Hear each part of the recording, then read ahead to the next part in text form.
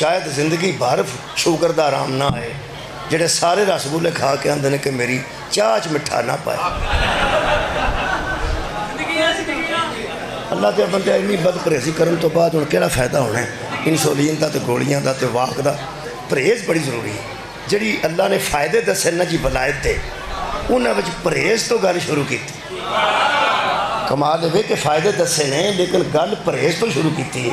वो परहेज़ पहला है, परहेज़ पहला फिर प्याना परहेज़ पहला। मेरे अब्बा जी हुक्का पींदे सन तो दमा सी उन्होंने। डॉक्टर सी अंग्रेज़, सियालकोट एक अंग्रेज़ों का अस्पताल, वो दमे की दवाई उस लिया सन। वो फिर अब्बा जी जिदन दवाई लैन जाना होंदा सी उदन हुक्का नहीं सन पींदे। एक तो डॉक्टर के नेड़े बैठे हाँ, वो तंबाकू की आएगी तो आखिया तू पीना है। वो फिर मैं नाल गया होंदा सन। वो फिर हुक्के नूं हुत्ता होंदा सी बड़ा अंग्रेज़, हुत्ता पीता है। मैं क्या आहो जी। हो सका मैं इन मरीज़ नूं पे पुछना, मैं पुछ लो। हो सका नहीं जी। मैं उन्हें आख्या अब्बा जी तुसीं उहदे नाल इनकार भी करो, मतलब उन्होंने तुसीं मोतू विचार कर देंदे हो कि मैं नहीं पींदा, तो नुकसान तो तुहाडा अपना हुंदा।